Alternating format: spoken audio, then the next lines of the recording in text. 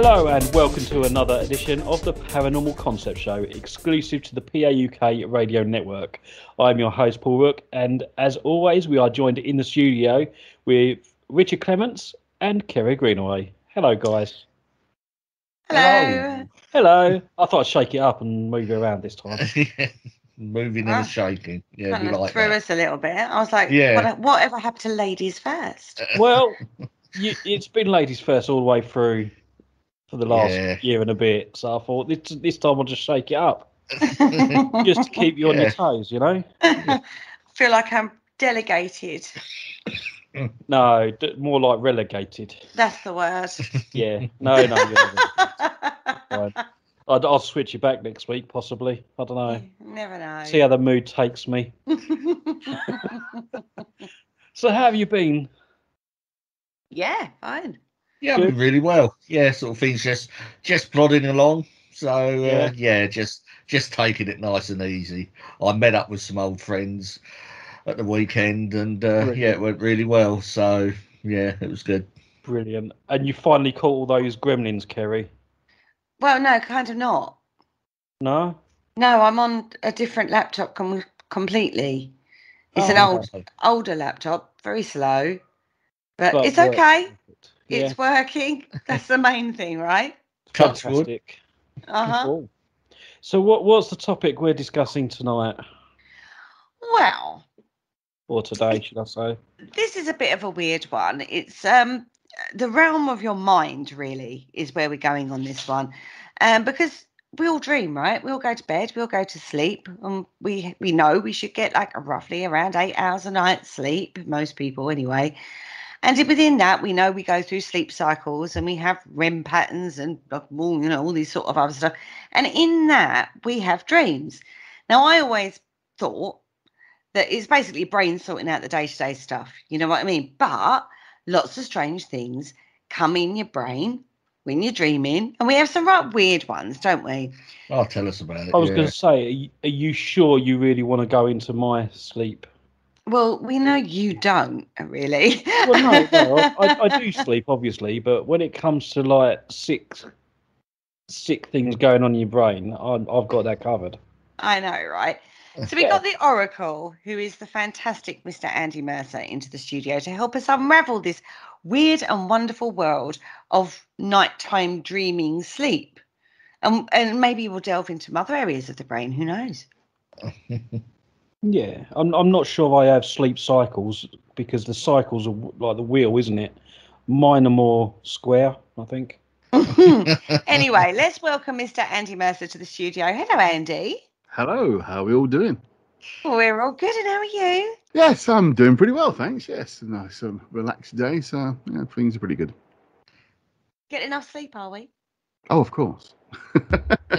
That's my good sleep is a little strange. I have to say. My sleep is a little strange. I have to say. I tend to go to bed at the early hours of the morning and get up sort of mid-morning, but I only sort of work afternoons and evenings. So it's there's no point getting up at 9 o'clock in the morning. We don't start work till 1 o'clock in the afternoon. So I tend to work a lot at night, and a lot of my sort of writing and research is done in the depths of the night. So, but yeah, I still get 8 hours sleep. So you're no stranger to burning midnight oil, then? Oh, absolutely not. No. It's people talk about strange things happen at 3 o'clock in the morning when you're asleep, but I'm not even in bed by 3 o'clock in the morning, so nothing strange happens for me. Not then, anyway.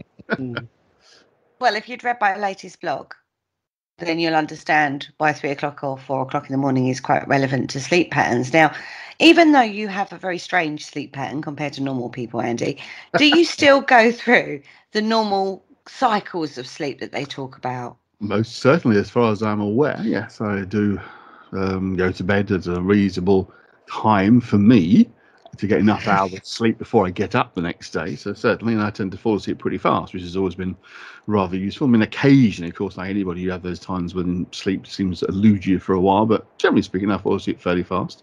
I'm absolutely certain I dream pretty much, well, I know I dream every night, because we do dream every night, but I'm pretty aware of dreaming each night and have interesting adventures and all sorts of stuff, but feel perfectly fine and all when I wake up the next morning. Yeah. Does anybody here log their dreams, like have a dream journal? I started to try it. It was sort of like I think me and you spoke about. We was planning to do something which didn't really come to a lot. I was going to sort of like keep a dream diary. I managed to sort of like log 2, but then it sort of went by the by. I think it's actually quite boring to do, to be honest with you. One of the things you do, as you guys know, and of course some of you would know, I'm a psychotherapist. I'm part of your training program. You do a bit of dream analysis of your own dreams and make a note of them. But it is fairly boring to actually quite often write them down, and nothing particularly interesting actually happens in them generally. So, but yeah, I mean, it's one of those things. Also, if you go into the realm of the occult, one of the early sort of trainings you have, if you like, as a practicing occultist, is you also again make notes of your dreams, because the idea is you can influence what happens in your dreams. Now, I'm two minds about that. I know people have said they can do this and really create major changes in their dreams, but I don't know quite how you quantify that, how you actually prove that is actually happening. So it's one of those interesting areas where people can say that, but you can't prove or quantify, because you don't know what's actually in their dreams. Only they do, and what they recall as being in their dream might not have been what was in their actual dream. Because dreams themselves tend to be far less sort of narrative based. They tend to jump all over the place and tend to not follow a particular pattern or form. But when you describe your dream to somebody, we tend to turn it more into a story, which it probably wasn't as much of a story when we actually had the dream. It tends to move around a lot. So it's a funny thing with dreams, because you can't really ever fully explain what happened in your own dream to somebody else, because you don't fully remember it. And it is a funny thing that when you are in your dream, it does feel incredibly real, as if these things are actually happening to you most of the time. But sometimes you get what's called lucid dreaming, where you know you're dreaming, it's not actually a real thing happening. And that, again, why and how that happens is also a bit of a mystery. We don't quite know whether that is the case, but there does seem to be some people have certainly claimed to be able to train themselves to be able to do that, to see that they're in a dream, that it is a dream and not a real experience. They're not being confused. But again, we have no way of proving or being sure that any of this is actually happening. They only have people's word for it. So this isn't a new concept, though, dream analysis, is it? Trying to work out what dreams mean. I mean, it's even referenced in the Bible, isn't it, with Joseph? So I was about to say, yes, some of the earliest, more detailed records, if you like, of dream analysis would be found in things like the Bible. Of course, the other mythologies have them as well, but because it's one that we have probably the most detailed description of dreams, because it's coming from the Old Testament, of course, that yes, I mean, and throughout history, a lot of cultures put a lot of great weight on dreams, as if they were, prophecies of the future, that you could actually prove things that happen because you dreamt them first. Again, it comes that same simple question. You can never prove any of this, but someone claimed to have dreamt of an event occurring and then it did, but you can easily just make that up. You can't be sure they did, but we can certainly just say that people can use dream analysis, prophecy, for a way of influencing things. To have claimed to have dreamt a certain thing is going to happen if you do this, and you can warn the person or a society, if you like, in ancient times, that don't do a certain thing, as our dream seer foretold that this would happen if you did this. Then it's a great way of stopping things actually happening. But again, you can't prove them. How much do we then think that this is more a leap of assumption from, because you could, how do I explain this? On a day-to-day basis, we're getting so much information, aren't we? Mm-hmm. That we're consciously aware of, but there's also an awful lot that we're unconsciously absorbing as well. Yes. Oh, absolutely. So how much is that then a rational assumption on facts that you have absorbed, rather than it being a prophecy kind of scenario? Do you know what I mean? Like a prophetic Well, I think the thing. first word to throw out is rational, because dreams are never rational. They are. All of our dreams are built upon things we know. Now, that might sound a bit strange, because you think how weird and wonderful dreams can be. We all know we've had really strange dreams, but they're all based on ideas that we actually already have, experiences we've had, but they're convoluted, they're blurred together, they're mixed up, mismatched, and create all sorts of bits and pieces. But it's like you can't dream of something that hasn't previously existed in some form. What you might dream of. So, for example, you dream of a spaceship coming down in front of you. That spaceship will have elements of it, of something you've seen in a film or a movie or a book. It'd be like bits of a Star Trek Enterprise or a Millennium Falcon or a Star Destroyer or something from Buck Rogers or whatever. They tend to be an amalgamation of those bits and pieces. So whatever we dream about is always part of what we've had as an experience.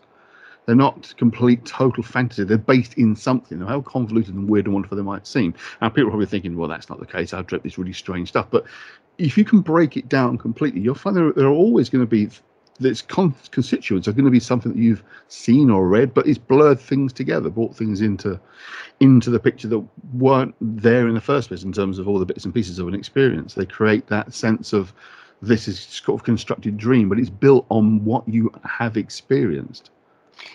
Is there a time limit on this? So you use your Star Wars kind of scenario with the Millennium Falcon. You could have watched that film like 20 years ago, but then all of a sudden 20 years later it appears in your dream. Is that just where your brain is like almost assimilating the information that you've received during the day, but relating it to stuff that you may have had in the past? Absolutely, because very importantly, and also a very important element in psychotherapy generally, there's no such thing as time in the subconscious. Now, our dream material is stored in the subconscious. It's sitting in there, and so it's coming from. But for the subconscious itself, there is no sense of time. If an event occurred 10, 20, 30, 50, 60 years ago, it doesn't matter. If it's there and active because of whatever reason, then it can still be very much part of what you're experiencing in a dream. So, for example, you may have just seen Star Wars, the original film in 1977, never seen the others. I mean, it'd be amazing if you didn't, but you might have done, and that's 30 odd years ago. But yet, you can remember it. If you think about a film like the one you enjoyed that you saw years ago, you can still remember bits of it because it sunk in, you remembered it. Like any event you experience, you tend to find it sinks in because of it's an experience you remember because something's happened in it. So that can be the fuel, whether it's something you've read in a film or read in a book or you've experienced yourself. Doesn't matter when it was, it can still feed into a dream you'll have tonight. So, for example, taking that Star Wars analogy, okay, they've released more recent films, haven't they? The new series and the new films that they've done. Was Clone Wars one of those? Right. So you've gone past your bus stop and there's a poster for Clone Wars. And on some level, you've taken that information in. Now, that night you go to sleep, you dream of the Millennium Falcon. And that's kind of how your brain has sort of assimilated that piece of information. Is that how it works? Certainly possible. Absolutely. Even though you might not have watched the Millennium Falcon film and 20 years before. Do you know what I mean? It sort of brings all those facets together. Now, in regards to memory, we don't store memories linear, do we? We store them linked to emotion. Exactly, and that's the whole point about not being there's no chronology, there's no sense of time with those. The events connect because of experiences, or you can have two things that occur 30 years apart. If there's a similar effect on you, similar feeling, then they'll connect and you'll remember a kind of a connection, or at least you remember the early one being blended into the current one, whether it's a memory that you're remembering or it's part of a dream pattern. It's still bringing those pieces together because of an emotional basis to them. Okay. Boys, have you got anything to add at this point? So, why are dreams so elusive? I mean, like before we done this show, I had a few examples. I know I had a few examples, but now they've suddenly gone from my head. I mean, where do they actually reside? I mean, you sort of, most of us have the feeling we wake up at the end of a dream. We wake up. And it's quite fresh, but then it will fade throughout the day. I mean, why don't they sort of stay with us? Because the experience is less real than the real world, essentially. The real world experiences are external information coming into you for your eyes, your nose, your ears, everything. It's coming into your external world. Your dream is purely internal. It's internal processing only. So when you connect with something that's actually in the real world happening to you, it's a lot more real than what's happening in a dream. If you imagine in a dream you're dreaming you're on a beach in the sun, you're not really on a beach in the sun at all. But if you're on the beach in the sun, then you feel the sand beneath you, you can get the warm sunshine on you, you can feel the warmth of the sun, the wind, everything. It's all coming into you externally. So it's a much stronger signal because it's actually coming into you rather than just working on what's inside your mind. Right, okay. So real world events quite quickly will override a dream. But it's a funny thing. It's one of the things, again, obviously I'm going to reference a bit of therapy work. Often people having sort of anxiety issues will often have quite a bad time in the morning, because they may well have dreamt something uncomfortable, unpleasant, and the feeling will linger for a good 2 or 3 hours even after you've actually woken up. And as soon as the real world starts to take over, you have real world experiences, you start to push it back a little bit. But often you feel, if you're having bad time with your dreams or having nightmares, that you'll feel the effect for a good few hours after you wake up, because your brain's still in the process of often waking up. It's not fully awake, it can be for 1 or 2 hours afterwards. There's still more internal processing happening. So again, you will get that kind of hangover from a dream, particularly if it's an unpleasant one, because it's, again, there is an element of the subconscious not necessarily realizing it's creating the imagery itself, and there's a part of it feeling as if it's kind of real, not as real as the real world, but can feel more real because it's an adverse experience. So that kind of lingers with you a little bit longer than it would if you just had an ordinary dream about, mowing the lawn or something.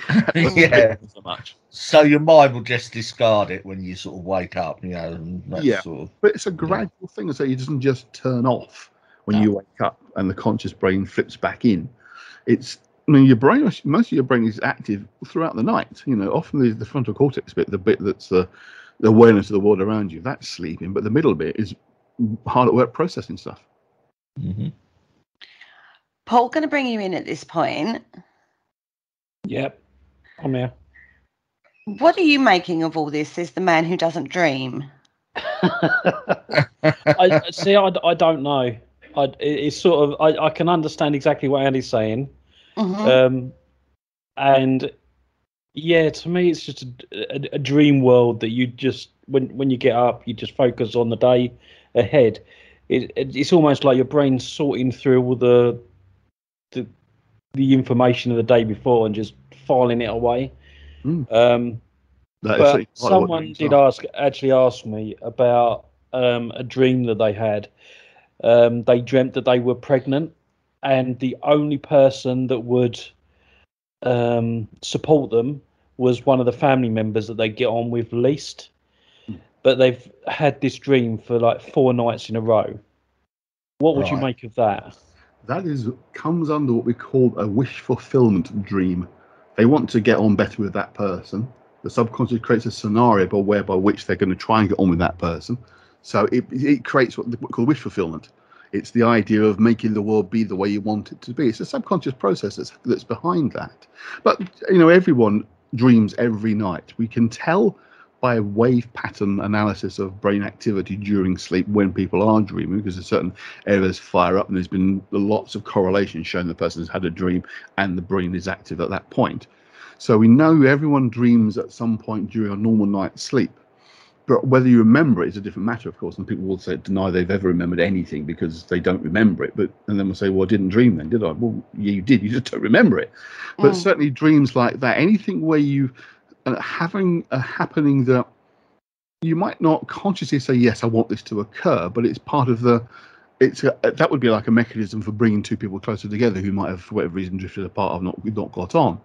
So you do find that, people do have those kind of dreams. A more simple example is you fall out with somebody and you dream that you've fixed the problem and you've sorted something out. You're having a conversation with that person, only to wake up in the morning and think, no, I haven't. I still can't stand them. It's not a full conscious level awareness. Yes, I want this to change, but there can be an element of that actually happening where there's a level of wanting to get on. If you think of something like in the family, we have this idea that families should get on no matter what, which is nonsense, of course, but it's something that is kind of drilled into us when we're quite young. It's sort of a generational thing. It's kind of changing a bit now, but certainly older generations, it was always like, family first, blood's thicker than water, that kind of nonsense. So there's often an innate desire to perhaps reconcile with a person who may be irreconcilable, but there will be an unconscious desire for perhaps some kind of reconciliation that will manifest in a dream effect. So people can have that kind of, I never want to speak to them ever again. I actually do not.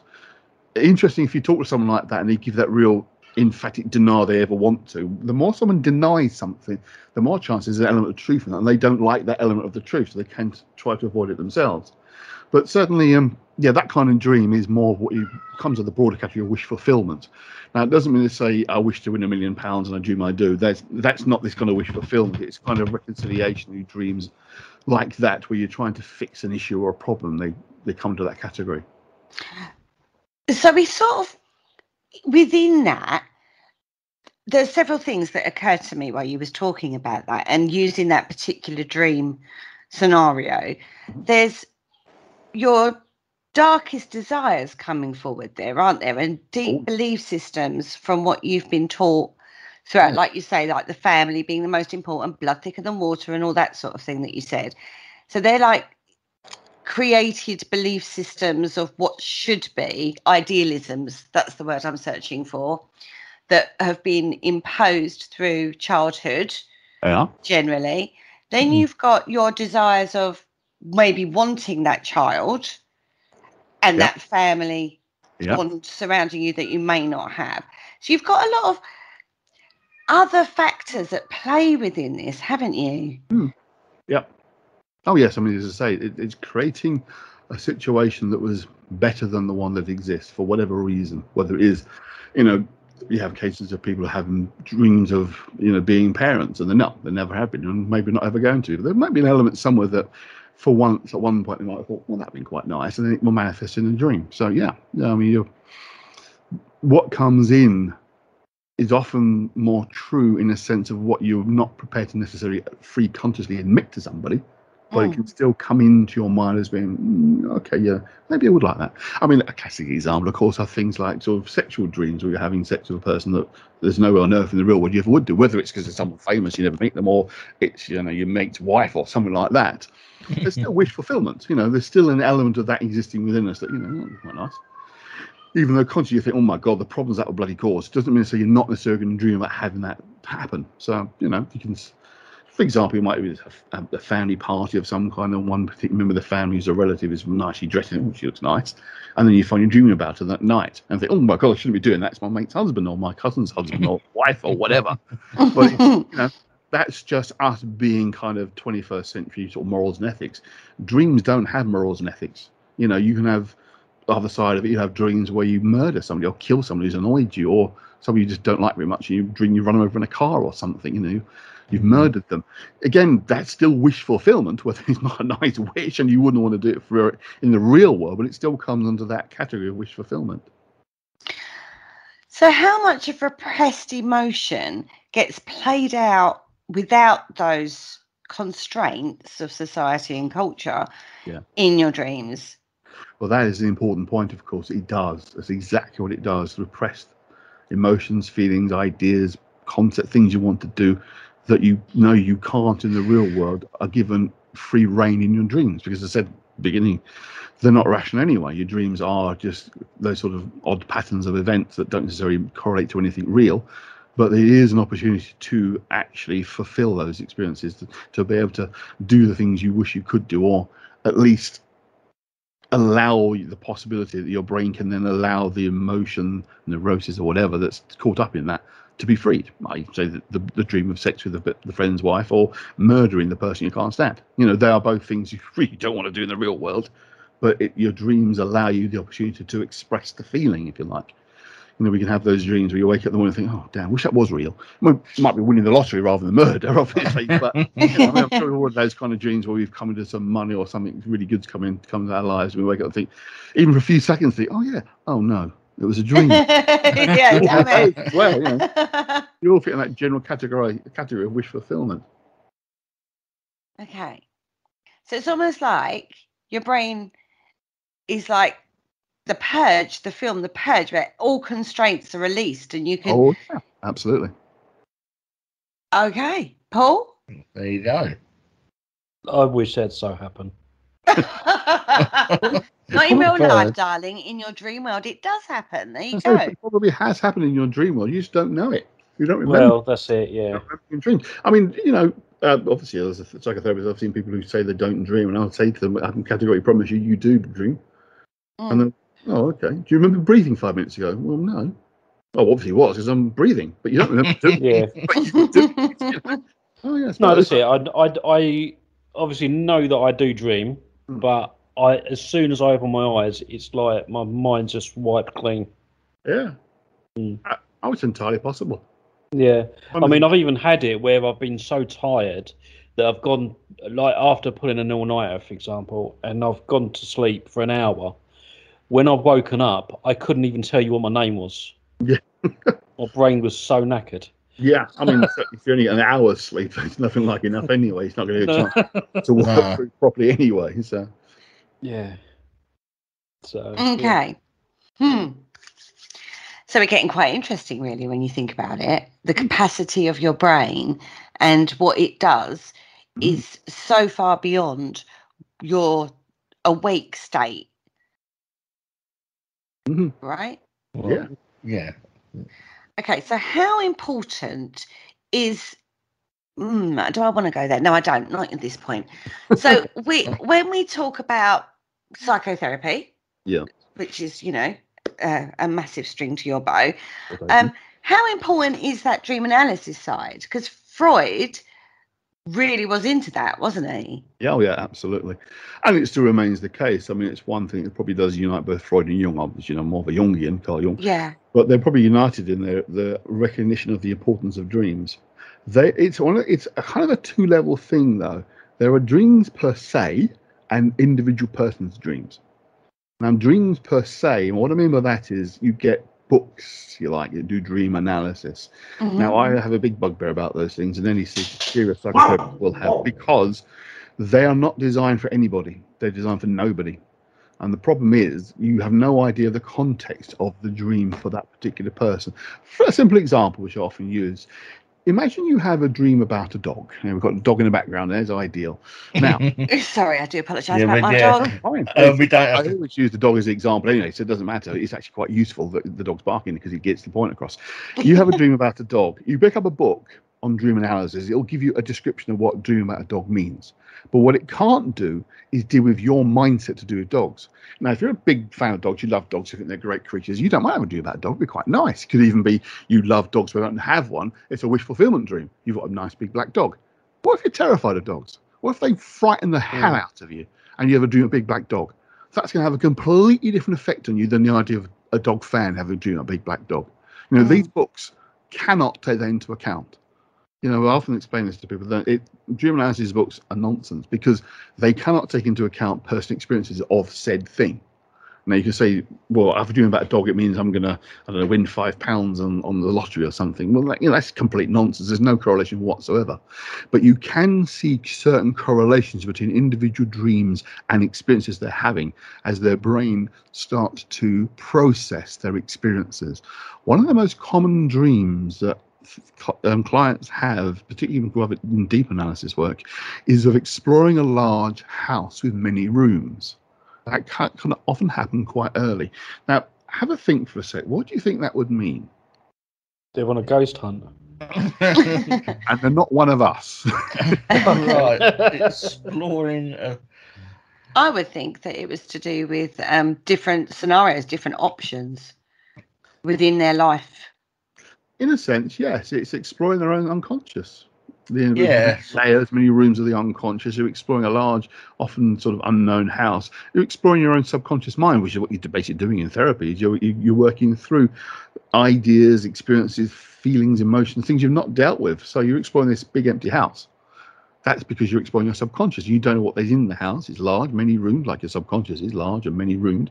You're exploring them. So yeah, basically that's exactly what often comes up as an early dream. And I often say to clients, you're going to find that your dreams will become quite vivid and quite strong and possibly very strange.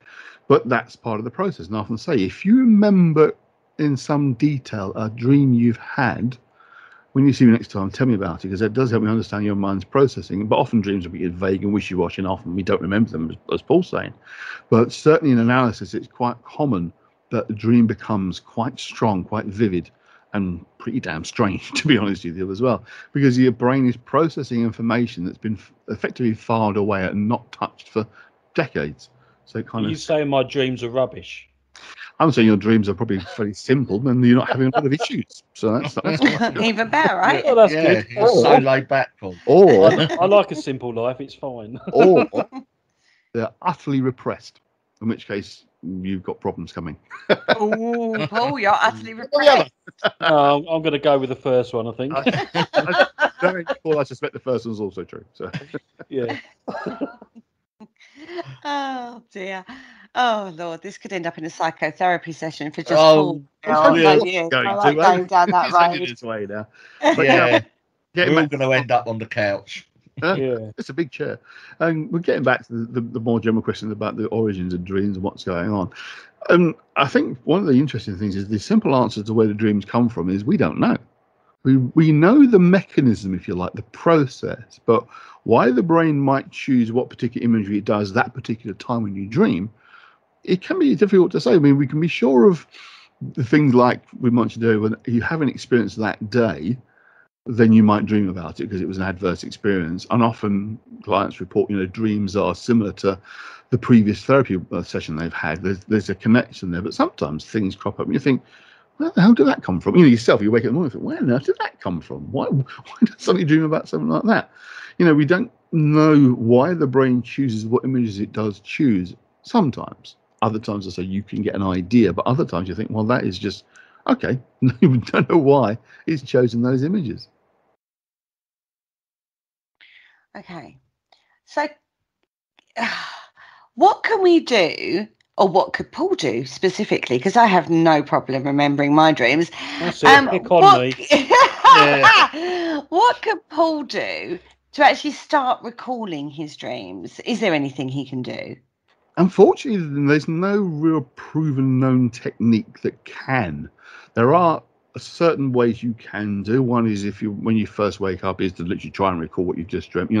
Don't look at your phone, don't turn the radio on, the TV on, don't talk to anyone, don't even get up for 10 minutes.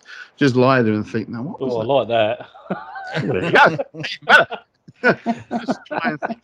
One technique that I have read of, which some people said does seem to work, which is quite an odd one, is imagine the sun rising. Picture this in your mind, the sun just slowly rising, and for some reason it seems to connect. That I don't know why, but it's something I've read and have read people have found that has actually worked. Just imagining in your mind the sun's rising. So I don't know why, but yeah, I think it's one of those things that there's no real particular techniques you can employ that would definitely mean you'll start to remember your dreams more than you did before, other than literally trying to recall them without allowing any moments of the real world, if you like, to intrude too quickly. Often if you just close your eyes again and just try and... Sometimes if you wake up with a feeling from a dream, like an emotional sense, which sometimes happens, and you don't recall the events, you have the feeling of it, just sit with the feeling, if you like, try and be in that feeling and see what imagery comes to you. It might be the dream comes to you, or it might not be, because the trouble is, if you can't remember the dream, you don't know the image that's come to you is from the dream, or you just imagined it because you don't remember the dream in the first place. That's the problem. It's difficult to try and create that connection. Yeah, I'm not bothered about remembering my dreams. I was probably washing up or something. That's it. I mean, the fact of the matter is, most of our dreams, most nights, are pretty dull and mundane. They don't really involve an awful lot, except, as I say, if you've been through some kind of trauma experience or you're going through therapy because of the trauma experiences, they can be more active and more interesting. Like Marley there. He's very vocal today. I would just warn everybody. He's particularly grumbly. That's the dogs, I think, has done that. Maybe. Because he likes the topic. Yeah, probably. So there's a couple of things that have occurred to me while you've been talking, guys. So when you said about that room, you go through a house and the room's in there. I remember once you describing me how you record stuff, because we were talking about memory retention. Yeah, and I'm notoriously bad for that. I could have researched the show 3 weeks ago and I'd forget the details, kind of thing, right? And you talked me through a process of memory where you go into a house and it's in a room and then you've got, that sort of thing. Yes. Right. So, but now we've taken this into the dream round of your brain sorting through crap, right? So, and I know I put that very simplistically, everybody. Yeah, very eloquently. It's going through its subconscious. So where is the link then between that memory technique and that technique of your brain sorting through your subconscious? Or is it you training your brain to link the dots in the way your brain would link the dots? They're entirely different, because if you're trying to remember a real world event or something you've done, you create what's called a mention of the mind. You place it in a particular room and you use mnemonic technique to trigger the memory of something you're trying to remember. That's bringing something into your mind from outside and trying to recall it. This is the other way around. Stuff that's already in your mind, you're trying to bring it out to the surface to remember it. So that's, this is completely opposite process. You'll be actually involved here. Right. Okay. So I've got that straight now. I have to go through this as things occur to me. He hates me. I ask too many questions. I read about that technique in a book. Is that the memory palace, Andy? It's a fairly common one, yeah. I mean, it comes down to the fact that, I mean, it might sound strange to say, but it comes down to the fact predominantly that we are predators. Our vision, sight, is our primary sense. You know, we look for our prey. So anything that's visually orientated for us is easy to remember using visual techniques because we are visually orientated. So you're creating this imagery in your mind to explore, to find what you're looking for. You know, you create connections. Yeah. I mean, it's a fairly common technique that's used for memory retention. Yeah. Well, okay. Yeah. Carry on. So the other thing that occurred to me while you've been talking through this is there seems to be a very thin line between that meditative process where you're starting that process, as it were. Like when you meditate, you know what it's like, isn't it? You then either get talked through a meditation or you go to like your general happy place and you take it from there, and then images come in, and that's what we talk about in regards to images from possibly your spirit connection coming through. Effectively, it could be your subconscious putting those images in there. Oh, of course. Absolutely. Again, you can't prove one way or the other. I mean, the difference between meditation and hypnosis, which are kind of the same thing, is that you're still consciously aware. The consciousness part of the mind has slowed down and is not necessarily paying much attention, but it's still there. It will still function and can come back in pretty quickly. Sleep is a different matter. You know, the conscious part of the mind is the one bit that turns off in sleep. Almost completely. Not entirely, because there's also part of the subconscious that's awake and aware. That could be the conscious mind back into play pretty fast. I often say to people, when you're working with a deep relaxation and I'm talking to you in that relaxed state, that I'm talking to a part of your subconscious that is listening out all the time. And there is a part of the mind that does that. It's the part that wakes us up if there's a noise in the night or the alarm goes off, that kind of thing. So there's always that part that's still aware. But with meditation, you are still conscious. You've slowed it down, but it's still functioning. You know, it's a bit different between sitting in a car that's idling and then a car the engine's turned off. You know, you can turn the engine back on pretty fast.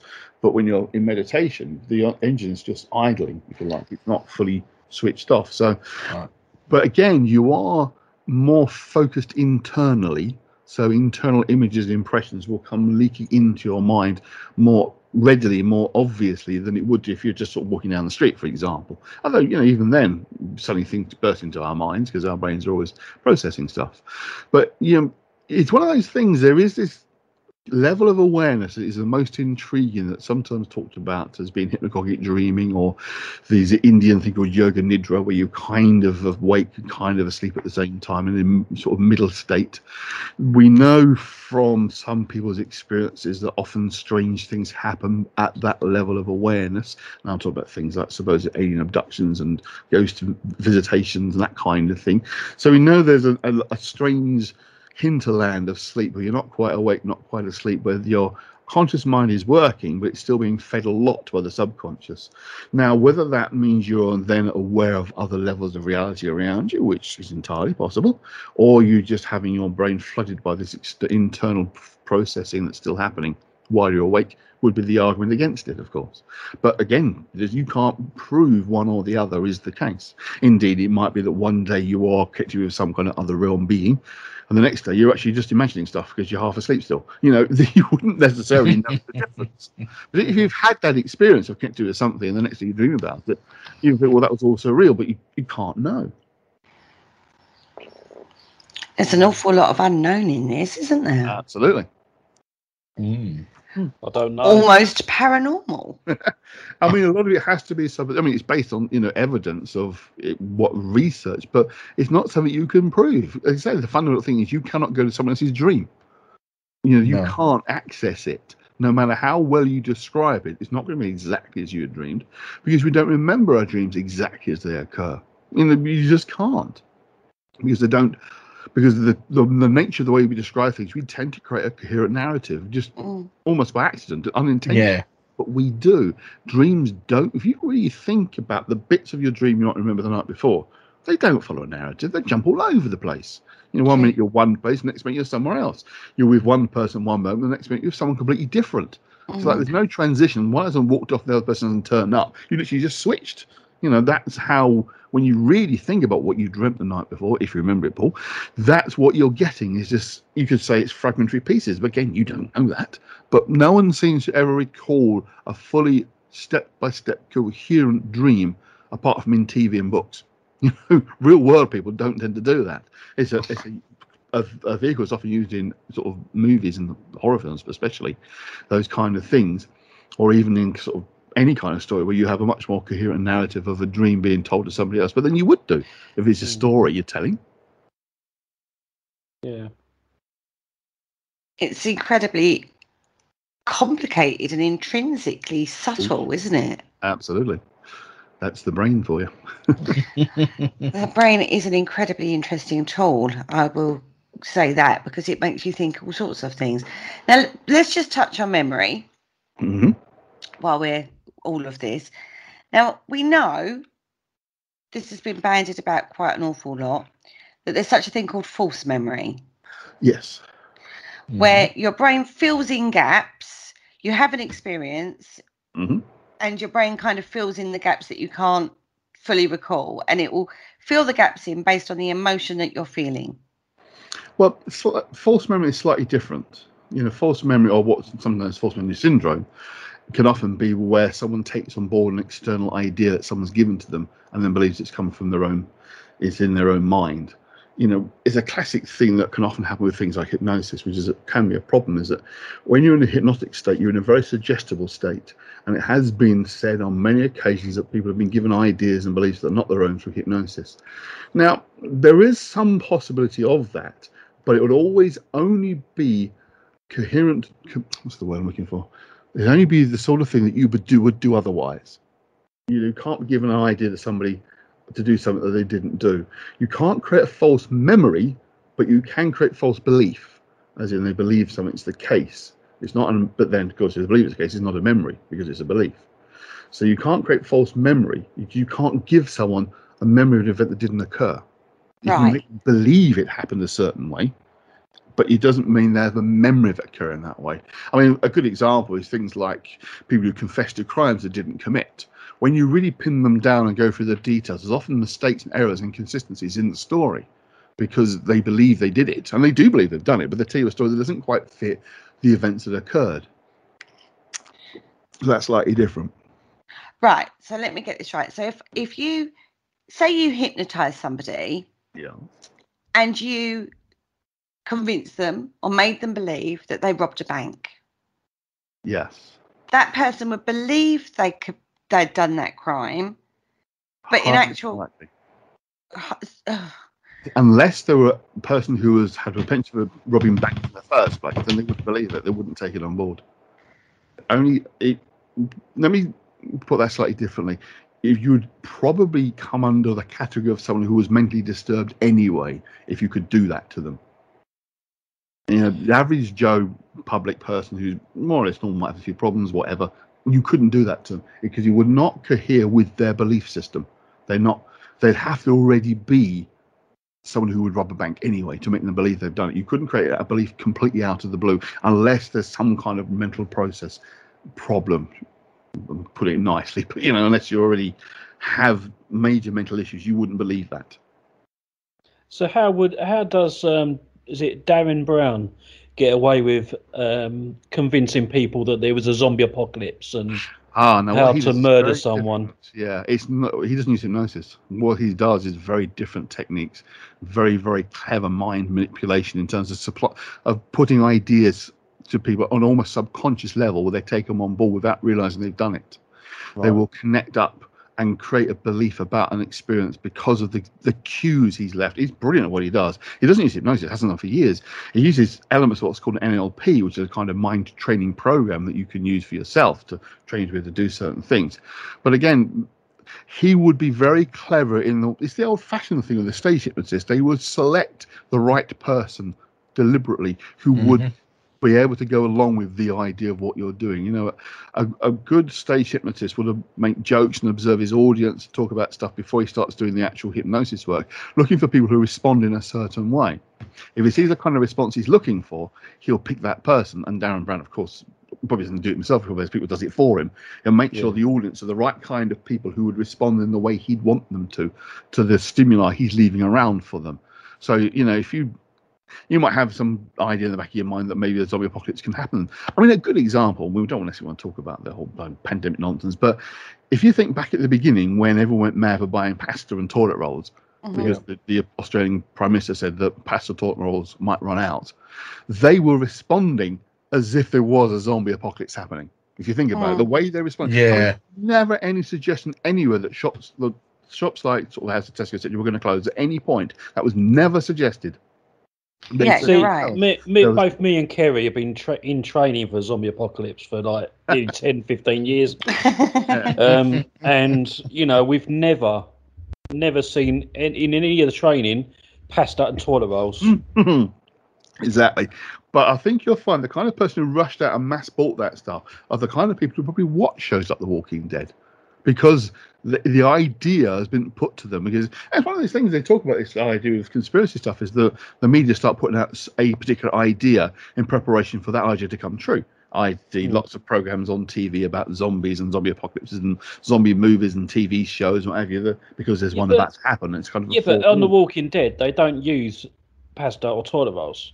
So if people watched it, then they would know.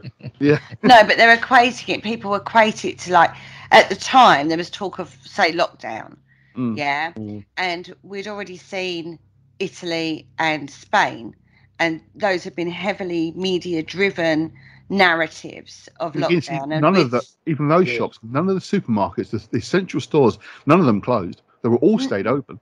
I totally agree with you. But it was the people hadn't gone that far. They'd just seen people locked down in their homes, not allowed to go out. In Spain it was like literally once a week for an hour, and you had to have a permit, and we'd seen that process sweep across the world. So when it started being bandied about in the UK, people kind of was like, well, if I'm going to get locked down, I want the supplies. So anyway, that's. I mean, the people who had a more adverse response to the idea of the lockdown were probably the people who would geared up to the idea of a zombie apocalypse. I.e., they're the kind of people that someone like Darren Brown would want to work with, because they're more likely to take those ideas and run with them. Whereas more simple people think, well, that's ridiculous. Of course, that's not going to happen.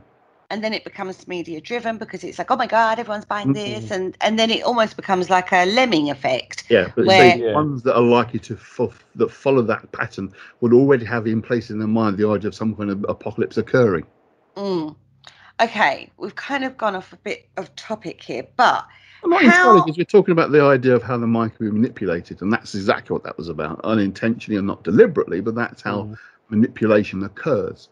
So how on this manipulation side of things, how intrinsic is the media in driving that?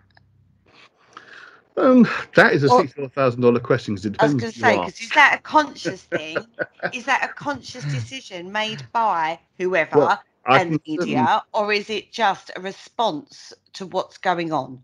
Well, the media itself, now let's be more specific, talk about news media, because general media, TV stuff, it's fine. But that's news media we're talking about, whether it's TV, radio, or whatever. It is driven to create anxiety, because if you make a story anxiety generating, you're going to want to know more. So they'll present it in a way that makes it seem scandalous and scary, so that you'll continue watching, so that when the adverts come on, the companies can charge more for the advertising space because they've got a bigger audience watching. Good news is nice, but we don't take a lot of notice of good news. But when something bad is happening, we tend to want to know more about it. So they tend to promote or push negative stuff because they want you to carry on watching, so they can sell the advertising space. Now, of course, BBC News doesn't have adverts, but it has to compete. And if it's clearly losing ratings compared to other stations, it knows it's got to respond, and it will respond in kind by doing the same thing, getting you to stay tuned for more information. Sometimes you hear a story of an event that's occurred, and we bring you more breaking news about that event, and well, there is no breaking news. For example, say a person's died, a famous person's died, and we bring breaking news, this person's died of cancer, they were fighting for a long time and they've succumbed to it. We'll have more news later about it. Well, what more is there? But you'll have them still talk about it an hour at a time, again and again and again, as if it's some kind of breaking news story that's going to develop further. Well, of course it's not. but they'll Yeah, present it that way Yeah, I later. can So see you're that. carrying on watching and listening. that was the same thing when Princess Diana died. It Mhm. was on news for the whole day, Yeah. and it's like, how many times they want to announce she's dead? Exactly. It's like, Prince Philip recently. I mean, even more so because that's just natural old age. But yet it was like major headline news all day. It's like, what more do you want? The man's gone. He's not going to be ungone. There's no more story to it. It's not like he's been assassinated and they're looking for the killer. He's died of old age. But yeah, the news will drive it that way to make you think there's more coming. There's more to it. And it's always anxiety driving stuff. The uncertainty about the royal family now that Prince Philip has died. Well, what uncertainty? Nothing's changed. So how much of this is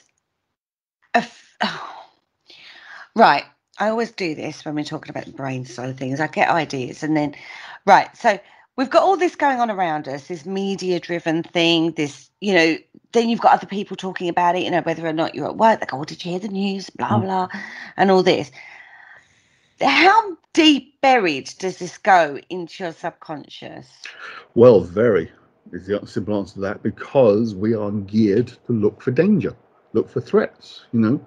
As I say, the problem with good news is it's not a threat, so you don't take notice. Things that can threaten your life and limb. Your brain is designed to process danger, to prepare you to act in a situation that is dangerous. But that's real world, immediate threat in front of you, danger it's looking for. The idea of the saber-toothed tiger is about to attack you, or a cave bear, which would have been a real experience for man sort of 100,000 years ago. Our brains are geared to work that way, to prepare us for real immediate threat and danger, to give us the energy to run away or fight your way out of the situation or freeze and hope you're not seen. That's how our anxiety mechanisms work. But they can't cope with the flood of information we get now, because most of it is irrelevant. You watch something on the news, 99% of what happens on the news you can do nothing about. You can't change at all. But it's designed to give you that anxiety reflex reaction that's very basic instinct. It's centuries, millennia old. It's deep rooted within us. We look for threats and dangers. Like, people have problems with things like lots of noise and stuff. Well, noise is the threat. Silence isn't. Because there's silence, there's nothing happening. But any kind of noise can be a threat. That's why we often find noise irritating, because it's getting that part of the brain saying this is a danger, there's something coming, there's something creating this noise. So it goes very, very deep. I know this stuff as a sort of a psychotherapist training. The people in the media who design TV programs, etc., obviously know all this. News companies know this. They've paid sort of top flight psychologists to analyze this information and say, yeah, if you present this in this way, it will have this effect and have a bigger audience. So it's very deep. So this is where PTSD and stuff like that come in, isn't it? Oh, absolutely. You need to be very careful. If you've had anyone who has that from, say, any experience, they're going to want to know more about things going wrong, because again, they are now high geared to having to deal with the threats or danger. And that's why PTSD needs good psychotherapy to help you calm the system down, because it's triggering that fight or flight response. Exactly. And often it's misinterpreted, because this is the thing. You're going to fight or flight, you get an anxious feeling, something bad happens on TV, you get butterflies in your stomach. You see it, oh my god, that's happening. Oh, now there's several things happening there that are completely useless. One, most importantly, very importantly, for your brain, your subconscious, that big thing in the corner of the room or opposite the room on the wall, the TV, isn't the TV, it's a window to the real world, and that's happening right in front of you. Your subconscious can't tell the difference between TV and the real world. That's why TV works. That's why films work. Cinema screens, you sit in a gigantic screen in front of you. It's like, that's absolutely real world. That's where you get engaged in these things. You have an experience of watching a film. You get scared in a horror film. You feel sad in a good love film or whatever. You have emotional reaction to what you're watching because your subconscious sees it as the real world. If you think about it, a cinema screen is 20 frames a second of still images. They're not even moving. It's an illusion there's any movement there, just because the speed that you're watching the picture makes it appear to be real. TV screen is hundreds of thousands of tiny coloured dots that change colour. That's what you're actually looking at. It's not a real person's face at all. But your subconscious, even your conscious mind doesn't get that because you get caught up in it. But your subconscious completely caught up in that. So you have an anxiety reaction to a bad news on TV because your body is then responding to the threat that's right in front of you that you need to run away from or fight. or hide from, give you the energy. That funny feeling in your stomach is adrenaline rush that comes because your brain believes you're under threat and you need to act now or you're going to die. That's the basic thing that's happening, but we don't realise that, of course. Okay, so out of all of this, we have an emotional response which creates a memory which goes into your deep subconscious, filed away, and then comes out maybe 20 years later in a dream. That can certainly happen, yeah. Again, you see, your subconscious is always processing. One of the things that happens when you sleep is your brain does process the day's events. It files them through and works through, and things get filed into no longer matter and get pushed to one side. And sometimes there's a triggered response to something that's happened. Something happens, you think, oh, why am I reacting? What's that bothering me? And you forget about it. But then when you go to sleep, your conscious mind switches off, the subconscious starts playing with the information, and you have a bad dream, or you have a weird dream. It's to do with whatever's just happened, but it's because it's connected to something that's happened in the past. Right. Well, gosh, a lot of information in this first half. Don't you agree, boys? Yeah, Oh, absolutely. yeah. I'm going to be dreaming about it for months.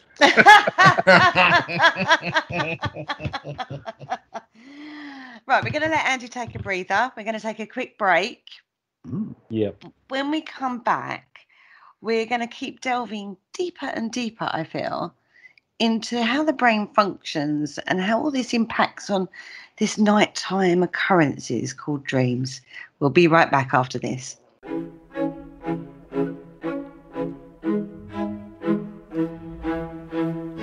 Hello, Harry Price here. If there's nothing me and my friends enjoy more here on the other side, it is to sit back and relax and listen to the Paranormal Concept show, right here on the PAUK Radio Network. Broadcasting a plethora of interesting and informative content for all your paranormal needs. Find them across social media to keep up to date with forthcoming shows and all their other adventures. Hello, is there anybody there? And welcome back to the Paranormal Concept show, exclusive to the Paranormal UK Radio Network. And in the studio, we have the lovely Andy Mercer, and we're delving into all things sleep and dream and memory. And God, we've gone down quite a few tangents, but it is actually quite relevant to our deep subconscious and our conscious state and how that affects our dreams. So, okay. There's a few things, as you can imagine, to continue this conversation. So first of all, let's talk about sleep paralysis. Oh, yes. Okay. Now, sleep paralysis is that verge of waking and sleeping, right? Mm-hmm. Where Not you quite. then sort of have old hag syndrome. Explain this one to me. Okay, let's start from the beginning. Sleep paralysis itself is a normal natural function of the body. It happens when you dream, and the idea is that it stops you from physically carrying out what's going on in your dream. Imagine, for example, you're having a fight with a zombie, as we talked about zombies earlier, and you're punching your way up, trying to hit the zombie. Now, if your body is functioning normally, you're thrashing your arms about. Now, you could hurt yourself, obviously, or if you're sleeping with somebody, you could hurt the person sleeping next to you quite easily, obviously, if you're waving your arms and legs about. So the body goes into a very natural state of paralysis that prevents your body enacting what you're doing in your dreams. That's normal. But what can happen is you can go from the deep REM sleep where paralysis is happening. Now, normally what would happen is you gradually wake up, levels of awareness of waking up, and you go into alpha state, which is like very light sleep, and then you wake up in the beta state when you're awake. Brain's functioning normally. But what can happen is you can jump from that quite deep REM sleep, where sleep paralysis is naturally happening, to an almost awake state in which you find you feel or believe as if you're actually awake in the room you're in, but you can't move because your body is still in paralysis. Now, hypnagogic and hypnopompic dreaming. Hypnopompic is the one when you're falling asleep. Hypnagogic says you're waking up. It tends to be logogic when you're waking up, but people have experiences. Is that the brain is still in the sleep dream phase, I should say, but it's no longer in the delta phase. It's awake, the alpha. So it's almost fully functional. You're almost awake, but you're still dreaming. And this is what happens. You have a combination of the two, where your body can't move and you think you're awake, but you're actually almost still asleep. But you're kind of aware of your surroundings. like you do as you're nodding off sometimes. If you're half asleep, you know kind of where you are. And so you have an awareness of where you are, but your brain's also having the dream processing also happening at the same time. And people experience all sorts of strange things seeming to happen when you're in that middle phase. Now, it's something that I've been fascinated by for absolutely years, and I wrote a piece for a psychology journal years ago about it because I found it so fascinating.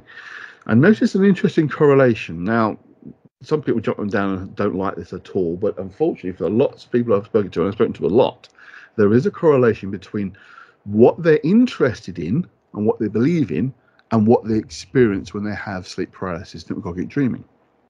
People who have an interest in science fiction, whether it's science, fact, even science, space, and that kind of thing, tend to have an experience that's analogous to the idea of alien abduction, whether it's taken aboard an alien spaceship or they find there's aliens in the room with them. People who had more of an interest in the supernatural, whether it be ghosts, real ghosts, or just like horror movies and that kind of thing, tend to have what was being called the old hag syndrome, where you get the impression of an old woman in the room, possibly sitting on your chest. There is definitely a correlation between what you believe in or interested in and what you experience. And if you have interest in neither, you tend to get what we see much more mundane experience, however strange it might be.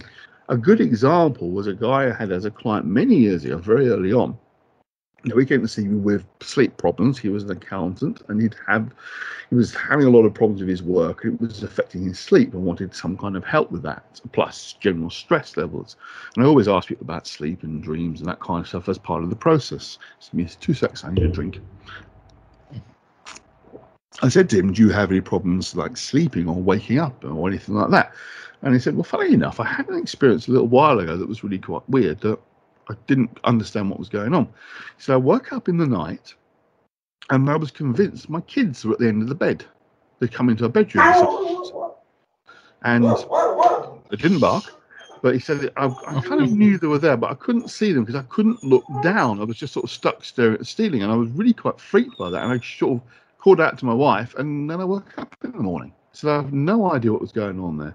Now, he explained that was classic sleep paralysis and hypnagogic dreaming, the two going together.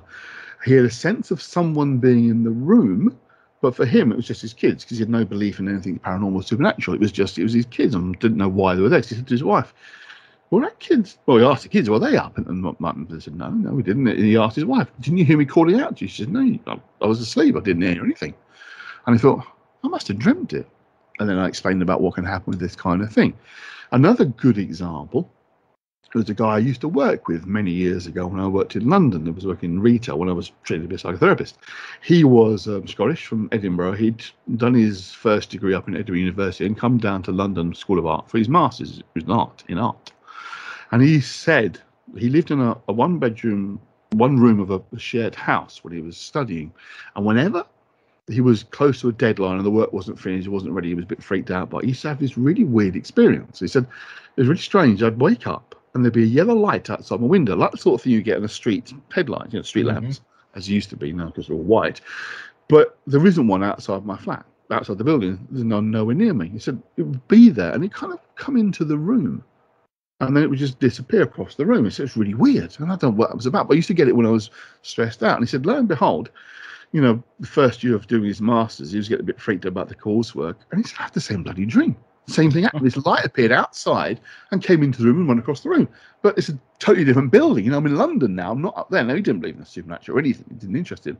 And he said to me, I can imagine someone would think that was like a UFO or something, or aliens coming into the room. I didn't imagine when it wasn't. It was just my brain doing weird stuff when I'm stressed out. So it's interesting. You see, there is that understanding, that depending on what your belief system is, will temper what you experience or what you believe you're seeing or experiencing. And I thought that was absolutely fascinating. But it is a well-documented phenomena. But for a long time, of course, we had no idea what was happening, and people were having this experience of the belief there was something in the room with them. Now, there is an interesting psychological causality between the idea of someone being in the room and what you're experiencing, but it's back to front. What is probably happening is you feel you're waking up, you can't move, and your brain draws the obvious conclusion, if I can't move, something's stopping me. Something external to me is stopping Yeah. me. So people talk about having these things holding them down or sitting on their chest, and that kind of thing. Holding them down would be the aliens. Sitting on chest is often the old hag. Something external to you must therefore be holding you in place, because you're not tied down, but you can't move. So therefore, there must be something stopping you move. Also, in terms of how our bodies respond to the waking process, areas that are most physically sensitive are often, because they have the largest number of nerve endings, are the first parts of the body that start to respond as you come out of the paralysis. And of course, one part of male and female bodies that have the most nerve endings, genitalia. So often the idea of you being fiddled with or interfered with by this, whatever it is because that's the first part of your body that's actually waking up and responding physically again. Right. Often it's a normal need, and then you need the loo because your body recognizes it needs the toilet. And often you can be woken up by the need of the toilet because it's actually quite strong. Even Freud talked about the dream where he basically felt he needed lots of water, needed to drink, and woke up needing the loo, because the connection was there, because he had a very salty dinner and needed lots of water afterwards, and then dreamt he needed to go to the loo. The brain's doing that process. So you're having that body response, but your brain is misinterpreting it because of what it seems to be happening. And this is what the incubus and succubus comes into the whole dream. Absolutely. Scenario. Absolutely. It makes if you think on an ordinary level, it makes far more sense to think something's coming into your room and sitting on your chest and fiddling with you than the idea of your brain doing weird and wonderful things as you're gradually waking up. So, obviously throughout history, we had no idea of the complexity of the human mind, what it goes through from sleeping and waking. So, of course, we start to create this big, huge narrative of visitations by aliens or supernatural beings, because that, in effect, makes more sense, even though if you think about it, it seems strange to say, well, it's the brain doing this. And often people don't like that idea, but the brain is incredibly complicated and does amazingly strange things to us. There you go, Daryl. That kind of explains that little experience you had. One of the funny after all. See, one of the things is we work consciously awake day to day with the frontal lobe, frontal cortex. The middle part, the paleomammalian part that are in the middle bit, is far more powerful. But yet, when we're awake and conscious and everything's going normally, the frontal lobe is in control. But any excuse for the frontal lobe shuts down a little bit, and the middle takes over completely. Irrational thoughts and rationality itself is an invention. Rational thoughts are a process we've gone through, but we've always got that whole irrational, emotively driven part of the brain is there, ready to pounce any moment and take over. So is that where anxiety and depression and mental disorders sit, is in that back bit? Primarily, yes. The bases are in there. The great majority of psychological disorders are to do with memory and experiences we've had and how our brains interpreted those experiences and what we think they mean. For a long time, it was thought that people were born with things like depression and that sort of thing. But more and more research shows now it's not. It's the brain's response to adverse experiences. It's not uncommon for someone, say, for example, to have a manic depressive mother who then grows up to be manic depressive themselves. And you can say, well, that's because they've inherited some bizarre manic depression gene. No, they've lived with the person their whole life, and they've learnt and observed, mimicked how to live based on what they've observed. And if they've observed what they wouldn't know as abnormal responses to stress and anxiety, then they're going to have what for them is a normal way of dealing with these things. It's no different. As a young child, you observe and learn from your parents because you've got nothing else to follow. Who else do you follow? You can say a teacher, but the teachers are secondary to a parent. A parent's primary, and a mother tends to be the primary caregiver, the primary person. And if they have emotional problems themselves, you're going to mimic those because you see them as being normal. It's what you expect. Yeah. So it is learnt behaviour at the end of the day. It is through maladaptation to experiences. You have an experience, you don't know how to deal with it. So, okay. So is there does it seem to be like a battle between the front and the back cortexes? Yeah, it can be. It can be, absolutely. Sometimes you do have an irrational response to something. You think, well, why the hell am I having that response? Why am I, why did I do that? Why did I respond that? We've all had those, don't we? You have a reaction. Totally, yeah. Yeah, because you're subconscious for a little while. That part of your brain has taken control, and you think, and then the frontal cortex, the thinking bit, comes back in and says, what the hell was that all about? Why did you do that? Why did that? Because it didn't part of their brain's working. It's a classic image, but it's absolutely true. If you imagine the mind as an iceberg, your conscious awareness, the frontal cortex stuff we're talking about, is the bit that's above the water. The great majority of it is under the water. And that is the bit that's really driving things. If you go back to things like the Titanic and the iceberg, it wasn't the surface bit of the iceberg that did the damage, it was underneath that did the damage, because it's, it sticks out much further. It's not visible, but it's having a far greater influence on its immediate environment. Ripping a hole in the side of a ship. That's how our subconscious works. It's far older. It's far more powerful. And it's been around a hell of a lot longer. You can't say exactly when the frontal cortex became as powerful as it is now, but it's relatively new compared to the middle paleo-mammalian part. That's what it's called, the paleo-mammalian. It's paleo, it's ancient. And it's been the driving force really and up until probably about 4,000 or 5,000 years now. The frontal cortex has developed to the point of real structured self-awareness that can do stuff and be in control. But that's probably only 10,000 years at the most. So is that just evolutionary? Oh, yeah. I mean, you can go down the road. There is a question of it did seem to suddenly spurt into life and grow exponentially about 100,000, 50,000 years ago. And the ancient aliens brigade will tell you it was ancient aliens fiddling with our DNA. Maybe. Yeah. Maybe. I don't know. I don't think you can categorically state it definitely wasn't or definitely was. But there's definitely a spurt. I mean, there is interesting theories. I mean, Andy Collins wrote an interesting book about basically saying it was down to cosmic rays, which might sound daft, but when you read his book, which I've forgotten most of it at the moment, but it makes really good sense that it could be that kind of burst of energy that's affected the brain. I think we just remember the title. Yes, it's something to do with Cygnus, isn't it? Exactly. He puts, it is an interesting read, actually. Yeah, it's by no means the only person who put the theory forward that it's to do with cosmic rays effectively causing DNA mutations, and one mutation it's causing the growth of the frontal cortex. Yeah. Funny enough, we were talking about that the other night. Yeah, we were. It is a mystery, but it seems to be something happened, whether it's a natural process or it's alien intervention or it is something extraterrestrial, like a cosmic event. Yeah, I think Andy Collins put it down to some sort of supernova or something like that, from what I can remember. It's certainly possible. As I say, there is definitely an acceleration, but again, it could just be an exponential acceleration. It doesn't just linear curve acceleration; it's an explosive acceleration, which does happen occasionally in general evolution. We can see things do seem to change faster than you would imagine they were going to. But then, who's to say there's a particular speed things are supposed to go anyway? Other than incredibly slowly. Goodness. Wow, this is a show and a half, I have to say. So, okay, when we talk about, like where you have that jerk. Pardon? Like when you fall asleep and you sort of like jump. It's a hypnagogic jerk, isn't it? Yes. It's one of those ones that we don't quite know what causes it. It is a bit of a mystery, that one. Another mystery for the brain, guys. Shocker.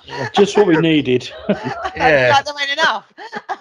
There are theories, of course, for these things, but again, like I say, content of dream, they're not necessarily quantifiable. There seems to be some kind of correlation between the heart rate slowing as you sleep and then the body reacting as if there's something going wrong with the heart. That's one of the possible theories, but I think it's probably the best explanation, that the body responds, because it's linked a little bit to research into what's called sleep apnea, which is a condition that's becoming increasingly common, where you've basically stopped breathing when you're asleep. The esophagus collapses and it closes the waves off, the air tube off, or something happens with the brain and it kind of switches off for a little while. The brain kick-starts it and you get quite a jolt, and the jolt itself, it can be almost like a mini heart attack if it's that powerful. It has a cumulative effect on the heart, can be quite damaging, but it does suggest that when the brain registers something that's going majorly wrong, it will kickstart the heart, or there's a response there, and the body jerk could be part of that process, electrical current process of waking up again because something's going wrong. And it's almost like a natural form of one of those things, the paddle things that they put on you when you have when you pass, like a cardiac arrest. Yes, defibrillation. That's the word I was searching for. Thank you, Paul. Yeah, so it's almost like a natural defibrillation. But of course, it's not quite the same in the sense that this can be potentially more damaging than anything else. So we have to be careful. Well, it's sort of the opposite of a defib, because a defib is designed to stop the heart, because it's when the heart changes rhythm. Yes, of course, yes. It stops the heart. So your body's got this natural instinct to kickstart it, and that's why they inject adrenaline to go along with the defib. That makes sense. Yeah. So it's a body's response. Yeah, it is. As I say, the heart is the falling thing. The jolt. The heart is slowed down, and the brain's like, "Oh, that's not right," and sort of jolts you back into life almost. Yeah. But certainly, again, it's a working theory that there is to do that. One of the funny ones, people say that, if you dream that you're falling and you hit the bottom, you don't wake up. Yeah, How do you know? Oh, that is the old one. You're dead. So how can anyone prove that one? It's nonsense. But yeah, it is a fairly common one. Again, it's part of the hypnagogic process of falling asleep, where you're jolted back into ordinary reality. You have a less physical version we can often have, where you can't start to drift off to sleep and suddenly you wake up again. We all get that kind of like dreaming sense, and now we're back in the room again. It's a bit like that, because we often have that experience. So those are a couple of the conditions that you may get when you're in this sleepy state that we get. Right, now let's go back to how the mind processes stuff. Okay, because as we've seen and we've demonstrated and we've talked about, this all impacts on your deep subconscious.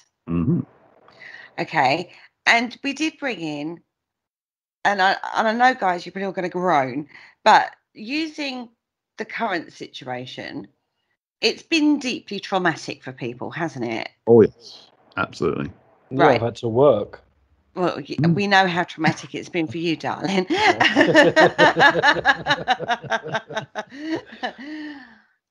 What are psychologists feeling on the long term in regards to this? It's a difficult one, because we've never had anything like this in any modern lifetime. So we don't know. What you're experiencing, what we've all experienced, is a prolonged state of anxiety because of feeling of a threat or danger.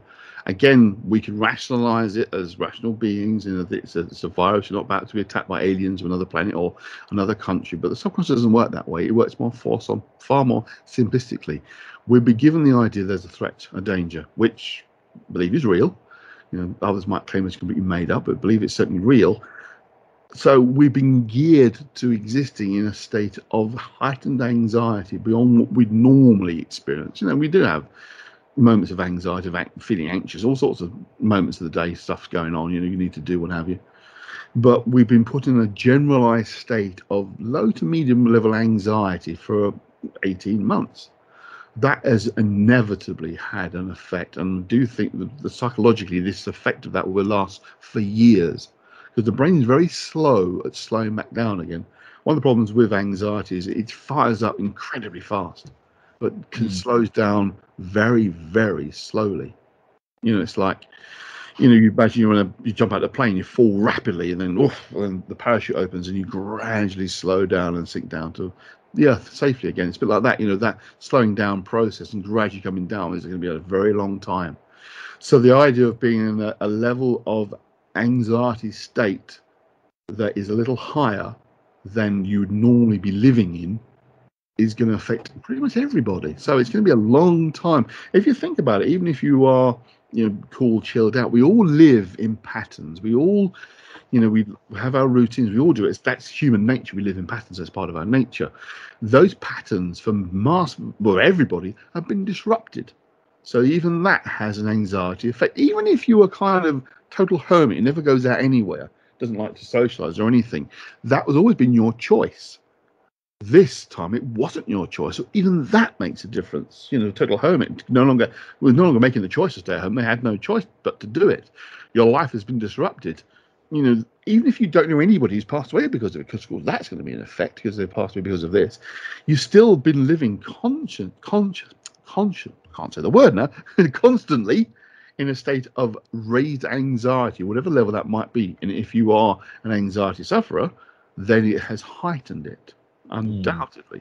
I mean, I've seen a couple of old people who've been to me years ago who've been completely fine until this. It's only a couple of sessions to try and mellow them out again, but you never imagine yourself to be in this kind of situation, and it just triggers off something within us all that, because it's I'd say even the most basic level of breaking your ordinary patterns of behaviour, your life affects you and will cause anxiety. Is there possibly a positive for maybe pre-lockdown anxiety sufferers and now not experiencing the anxiety they were beforehand because they had that space? Actually, not really. I mean, the one thing I have heard a couple of times people say is that they've now got something to be anxious about, which is interesting, because often generalized anxiety, free-floating anxiety, is no specific particular thing that you're anxious about, and it kind of really affects you because there's nothing specific going on. And now they've got something. There's a real thing to be anxious about. But no, there isn't really an upside to this at all, really. We've been incredibly divisive, as we know. People's beliefs about what is or isn't real or the case has caused divisions within families and friends you'd never imagine would even ever fall out, and they have because of it. No, there's no upside to this. Unfortunately, there is no upside. Okay. I would say I work in customer service, as you guys know. Do you? When did you get that? Yeah, I know, it's crazy. I know. It must be terrible at Christmas. I know. I've kept this one very much under my hat. And there is more aggression out there than there was. I mean, you always got it a little bit, but not to the level we're getting it at the moment. There is a level of aggression, and it is generally, it flares very quickly out of nowhere that we've not experienced before, which is why the retail, the British Retail Consortium, whatever the thing it's called, is looking at trying to bring specific laws in place against violence and abuse taken in the workplace from customers. It's becoming a thing. Yeah, it's a reaction to anxiety. It is because you're perceiving a threat or danger. So your response is going to be aggressive because you're protecting yourself. I mean, again, we all know social media. I'm absolutely convinced over the last year or so, Facebook in particular has become an absolute cesspit. It's become vile. It's always been a place for the old keyboard warriors to say stuff known that they're never going to be traced or found, but it's got worse. It's definitely got worse. Yeah, I agree. I don't necessarily want to talk about the football too much, but we'll just say I think there's been some issues with the fans being overzealous and over the top and being ridiculous because they've been pent up and locked up for 18 months effectively. Yeah. And all this exuberance is suddenly all this pent up, and some of it is anger. But, just because the situation is entirely justified, i.e. lockdown is justified, I believe, you can still be angry about something, even if you don't think conscious you should be. You can still experience it. One of the biggest things I have working with some people who've experienced, for example, a parent dying at a young age, getting them to recognize that they're angry with that parent for leaving them is very difficult, but they are. It doesn't matter they might not have chosen to die of cancer. The fact is they've died and they've left you and you're angry about it. It's a natural process. So anything adverse occurs that you kind of don't like, an angry reaction is part of the processing. And I think we've seen examples of the explosion of that kind of frustration is coming out in all sorts of strange ways that psychologically you could possibly predict, but average Joe public's like, no, I don't know why am I even being like this? Because you've been effectively locked up. It's not a full prison obviously, but your normal life pattern has been restricted, and it's nothing to do with you. You're not done anything to cause that. You're not responsible for it, but you have to adhere to this. And that is inevitably having an effect. Which is, it's like that pressure cooker feeling, isn't it? You've had all those things suppressed, and then all of a sudden you're allowed to and have fun and start living a life and going out, and it's almost an overreaction to something that you normally would take totally in your stride.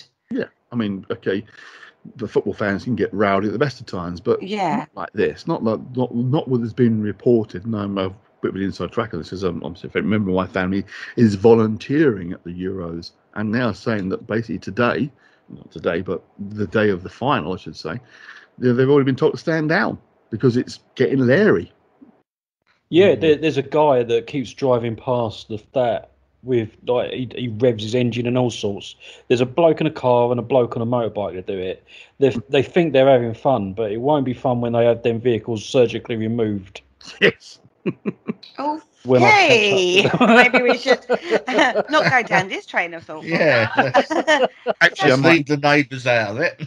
Yeah. Another thing that has had a huge explosion over the last 18 months, I would say, is the conspiracy theorist. Hmm. Oh yes. We have seen some weird and wild and wonderful conspiracies coming through.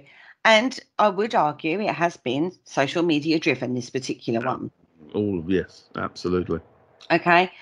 Now, it's still ongoing. Every single stage of the pandemic, we saw various conspiracies coming out. And generally, they sort of got proved wrong in the end, one way or another.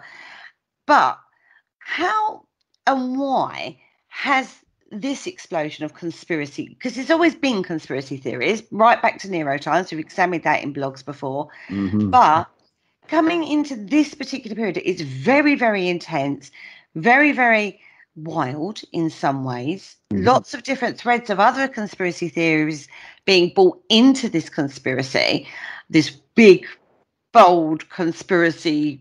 It's a super conspiracy, shall I say? We'll go into super conspiracy theories. Can you explain that process?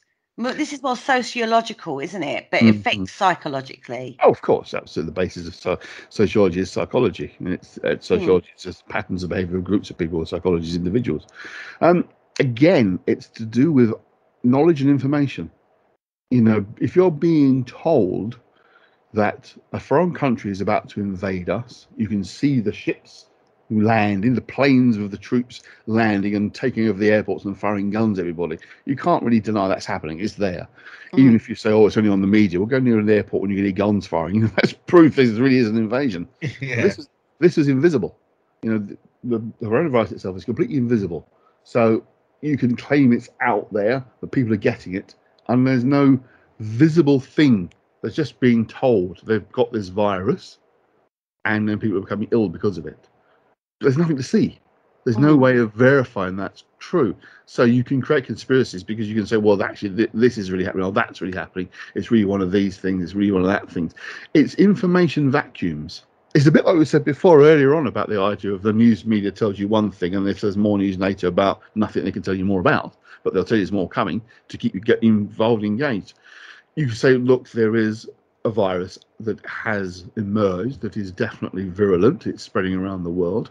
It isn't particularly deadly. It's not, but it will affect most people who get it in one form or another, whether they're mildly ill or it kills them. It exists. It's real. Well, show me it. Well, that person's ill. They weren't before. Well, yeah, I mean, they might have had cancer. You might have injected them with some drug. I don't know you've done that. Well, of course they haven't. I don't know you haven't done that. It's actually radio waves. Well, show me how it's not a virus and it's radio waves. Or show me it's not the virus, it's radio waves. How do you prove which one's the true one? You have to take the word of science and the people who are in the know. And one of the things that unfortunately is the case in our country particularly is we have this weird relationship with knowledge and people who understand stuff and experts.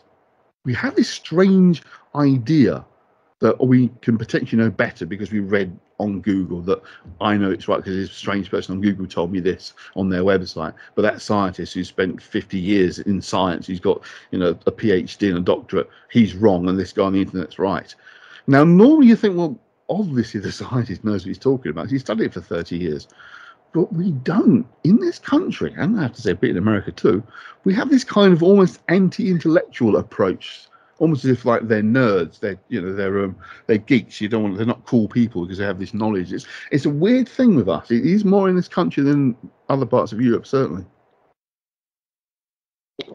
So it's a whole little mixed bag of different things, and because we couldn't actually, like you say, perceive the threat, other than we got told it was a virus, which is like you say, you ain't got a clue where it's come from, what it's done, whatever.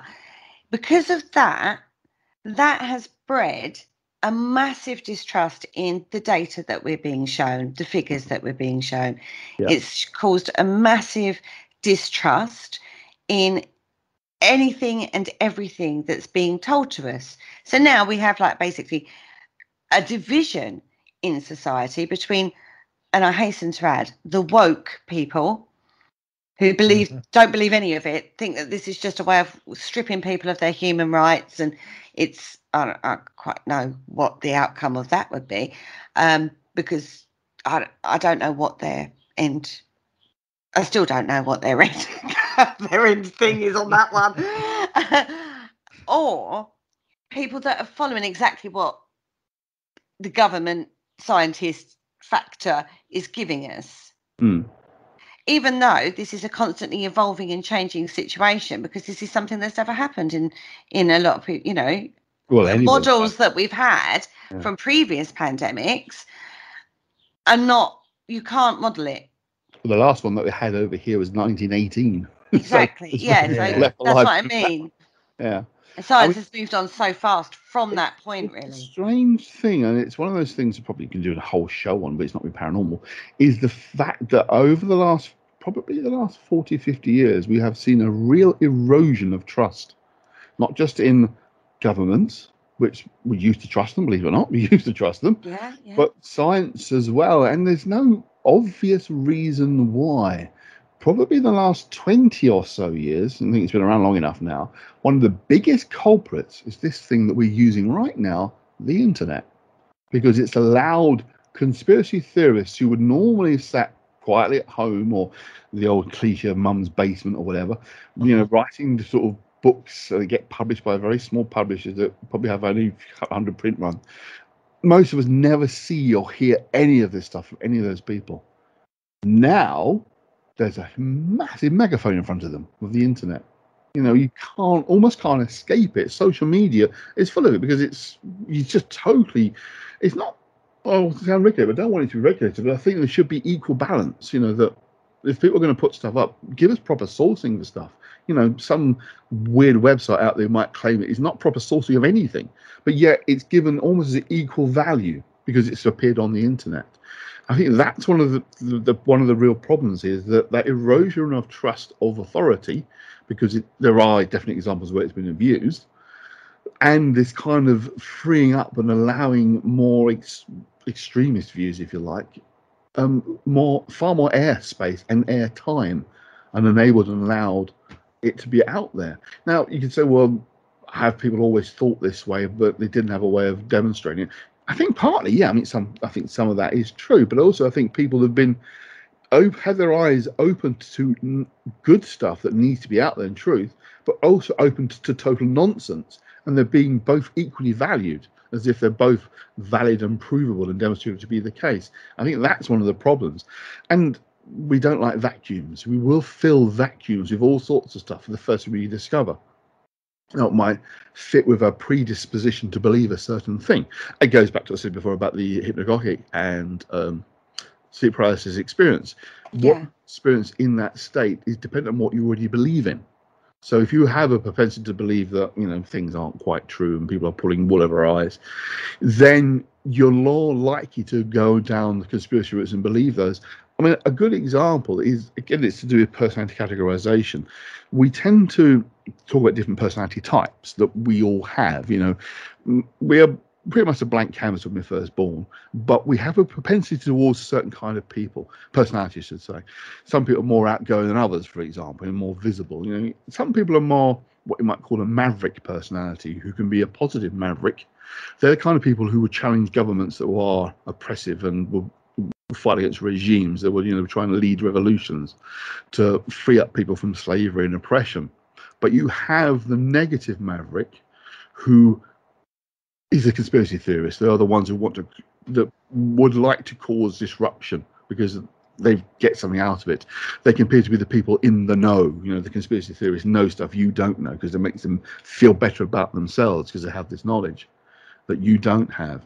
So that kind of negative personality trait, not necessarily a negative personality, but a trait where you are more of the maverick nomad kind of person who wants to, one way, feel better about themselves, but also get something from causing disruption. They're the kind of people who push these theories, and people they'll pick up on them, they'll read them, particularly if they're like a negative conspiracy, because it starts again playing back on that anxiety idea, that kind of wanting to know what the dangers are around us. And you've got someone saying, there's a threat, there's a danger, and I know what it's about, and listen to me because I can tell you how to get yourself out of this.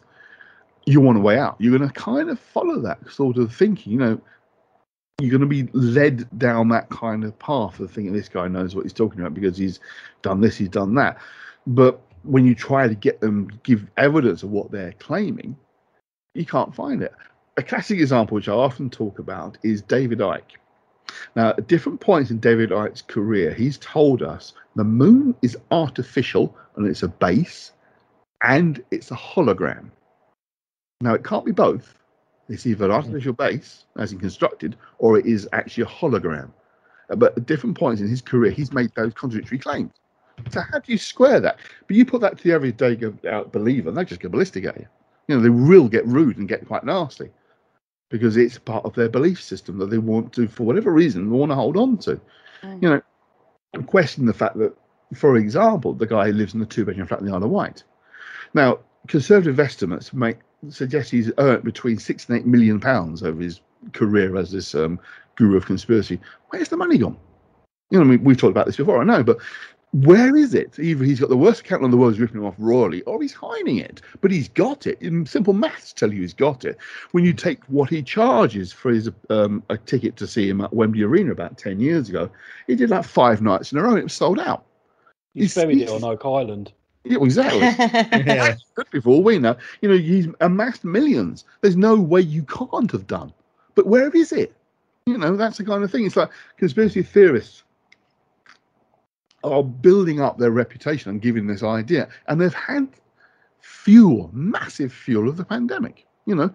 We still, I think you can pretty damn certain now that it was caused by, I forget the correct term, but basically it was eating and doing things with animals that had a variance of COVID, which then mutated into the one that we now are transmissible by humans. It's not come from a laboratory. And there was a very good study I read a while ago, again, a proper scientific journal, saying, in a nutshell, if there's any lab in the world that has the ability to create this thing, they are generations ahead of everybody else, because it's so complex to have created this artificially that effectively. We just don't have the technology.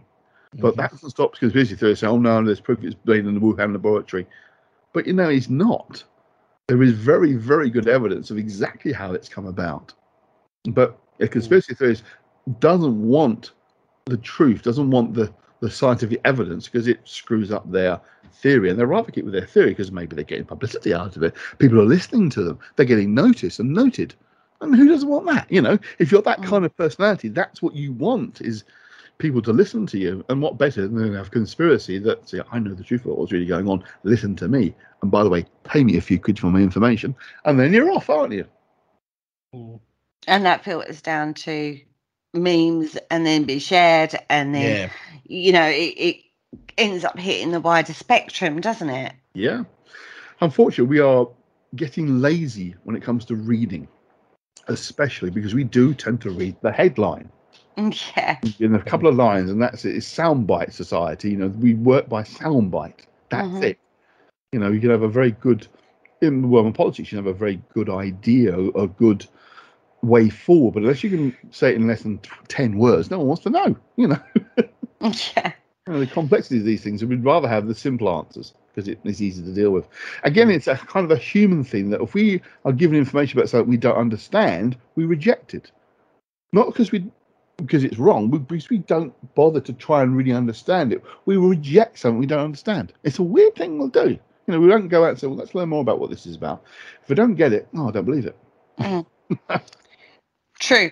I mean, I have to say, at this point in time, I kind of feel like I'm living in a Dan Brown novel. Well, maybe the world is. Whereas, there's lots of themes he's brought together to create a fictional story behind, but when you delve into each thread individually, it falls apart. Oh, yeah. Do you know what I mean? And that's how it feels to me at the moment. Various things that I've taken the time to research, because I'm not going to dismiss them. I will go and look into various threads of things. I can't deal with it all in one go. So I take bits and bobs and go, okay, let's go and have a look at this then. Let's see where this, particularly if they're quoting a source that's, it's on the government website. Go and look on the government website.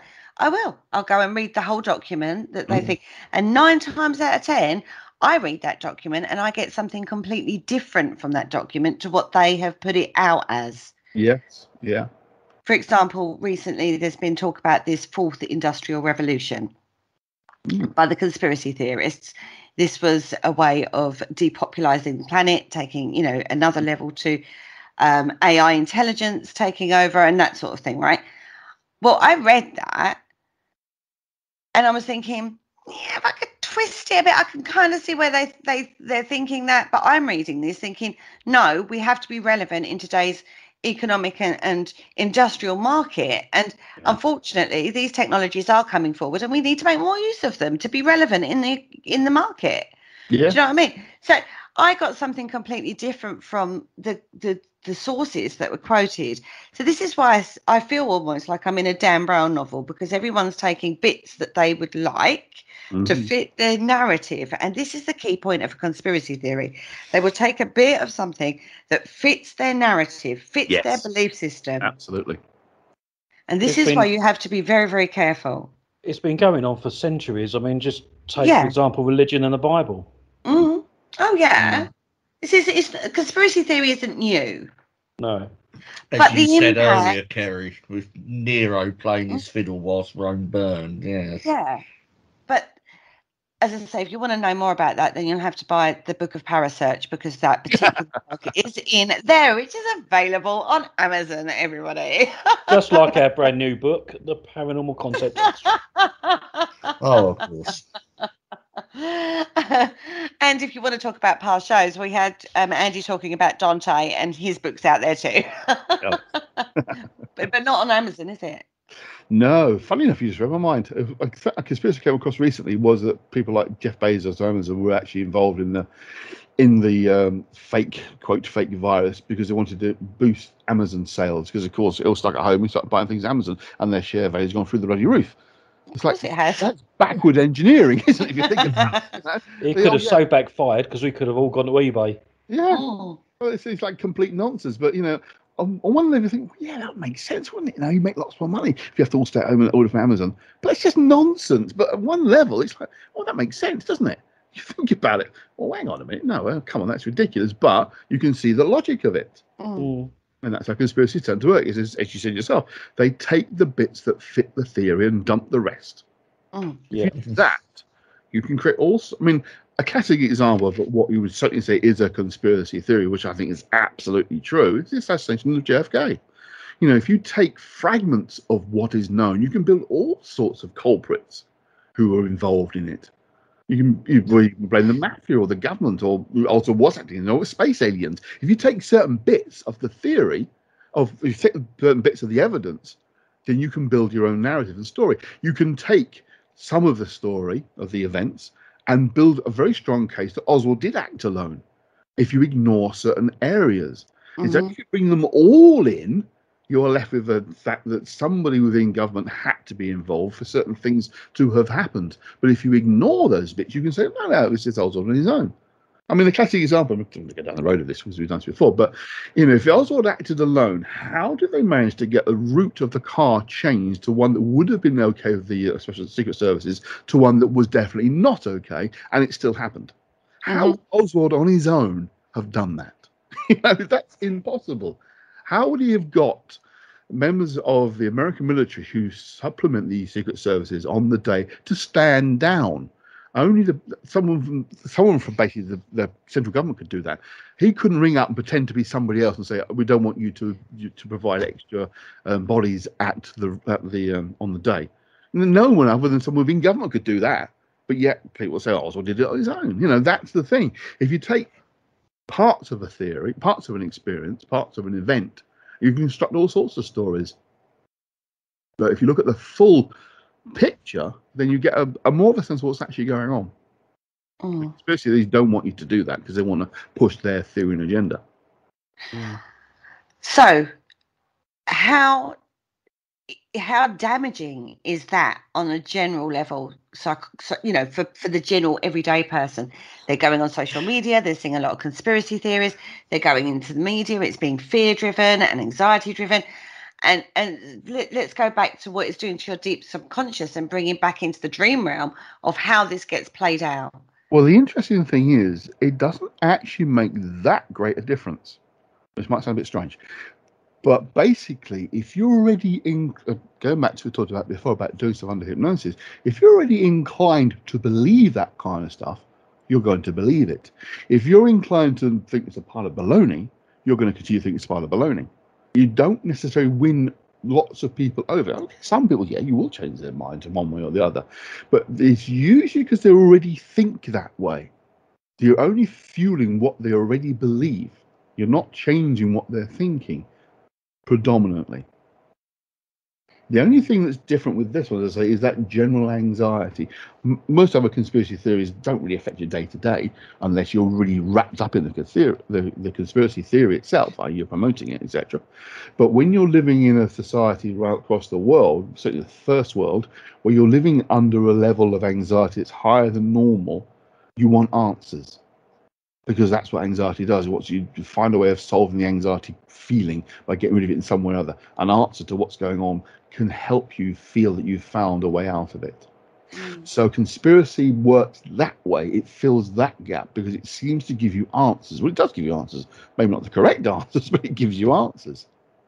So this time, it's probably having... These conspiracy theories are probably having a greater effect than more general conspiracy theories, shall we say, would have. But again, by and large, it's still those that already thought that way will just have that fed and fueled, and those who didn't think that way in the first place are highly unlikely to have had their mind changed. Okay, so basically, as this plays out, the people that have sort of like gone down this route that maybe wouldn't have gone down that route before, as it plays out and things become unfounded, perhaps, they'll just go back to normal. There is a little of a problem, a thing called cognitive bias and cognitive dissonance, where you will only accept what fits your belief. It's something that, again, is a human trait. So the chances are you're probably going to be, I'd say stuck with thinking, but you're probably going to think that way for many years to come because it's already fed into that belief system, that change of approach. But if you know, one of those things, I've said this before, what seems to be happening a lot at the moment, especially, is if you have a belief about something, someone shows you facts that are contrary to your belief, you tend to retreat into the belief even further rather than question it. Because often that questioning of that belief can go to the core of who you see yourself as being and how you see the world around you. And you don't want to adjust that. You know, if you have a conspiracy theorist, as an example, who has maybe got a bit of notoriety, not made money or anything, but is known now on Facebook or his YouTube channel, and they discover that there's concrete proof that what they're theorizing about is completely wrong, they're not going to accept that. They're not going to say, oh, yeah, I want to call my YouTube channel. Yeah, guys, I got this totally wrong. It isn't true. I'm closing down my channel now, and that's the end of it. That won't happen. You can guarantee they will retreat further. Oh, this conspiracy is deeper and worse than I thought. They're trying to fake evidence now to prove this conspiracy is not true. But we know it is true. We've got to stay with the cause. This is fake evidence, fake news, as they call it. That's what will happen, isn't it? Yeah. And that's the problem. Yeah. That is part of the problem. The whole notion of fake news isn't news. It's just fake. But we tend to conflate those two ideas together, like someone's presenting. The worst term is alternate facts. What the hell is an alternate fact? A fact is a fact or it's not a fact. But these people come up with alternate facts as another way of saying fake news. It's now fed into those who are of that mindset. They've got fuel for it now. They've got new language for it. Alternate facts. So we've kind of learned throughout this show, can't trust your mind. No. Because it's doing all weird and wonderful things in the background. You can't trust media because they will feed a narrative that supports their listener base, the same as a TV show. You watch a paranormal TV show going back into the paranormal, being as it's a paranormal channel. Yeah. You know, you can't trust that they've got activity every time they've gone out. Everybody, I know it's a spoiler for some, but, you know, it's a fact. There's a lot of things you can't trust in this. You can't trust yourself. You can't trust the media. You can't trust your friends because they may be feeding a different narrative to themselves. Mm-hmm. You can't trust documents you see on the internet because, they could have come from anywhere. Yeah. You could get made from anywhere. Let's be honest.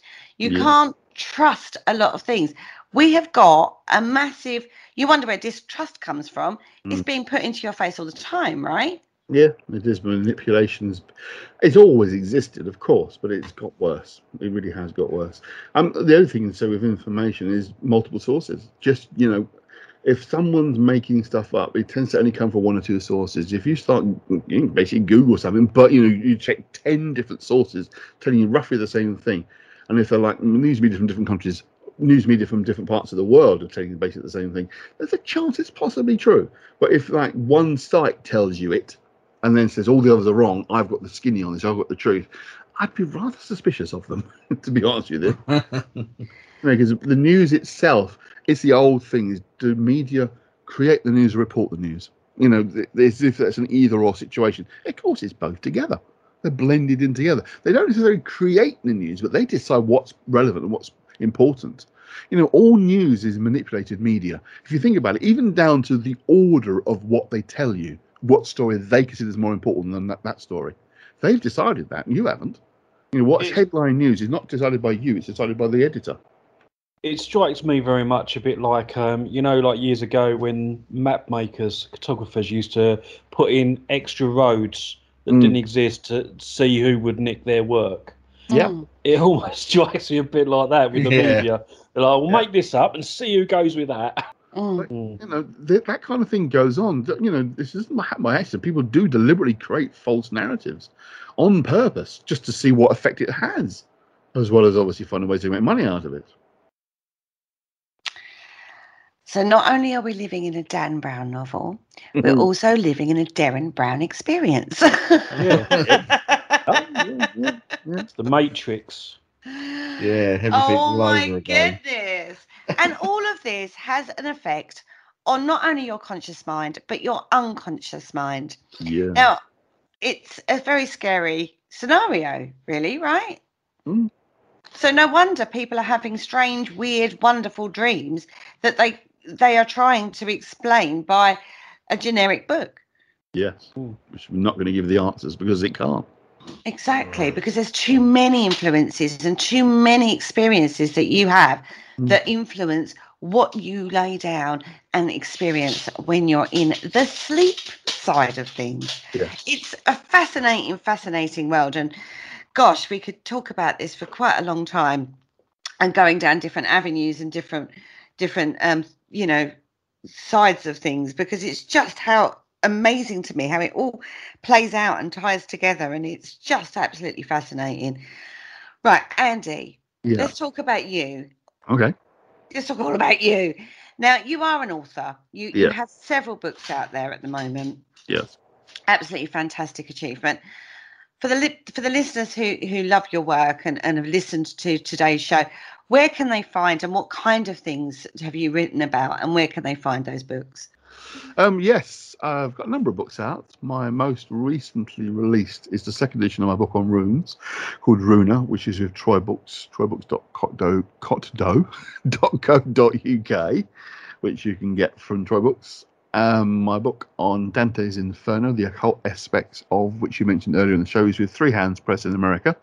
Three Hands Press have also got the second edition of Liber Corons on my book on Enochian magic, which hopefully will be out sometime next year, as will my book on the Citra Acra, which is the dark side of the Kabbalah, which will be out with them next year too.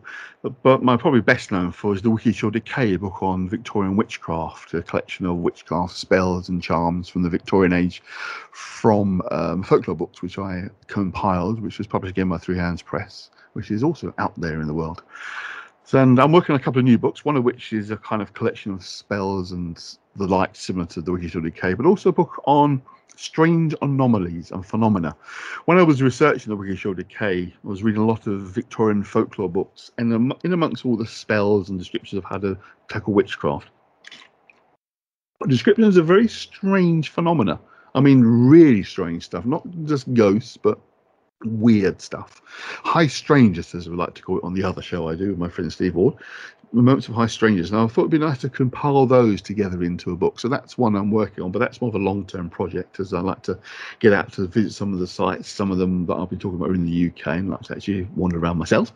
But yeah, so I've got quite a bit going on with the writing at the moment, so it's keeping me quite busy. It most certainly is. And you mentioned your other show. It's called High Strangeness with Mr. Steve Ward here on PAUK. along with plenty of other paranormal, ufology, cryptozoology, in fact, anything you can think of to do with the weird and wonderful here on this particular channel. Boys, last words from you guys. Great show. I didn't really have to say a lot in that.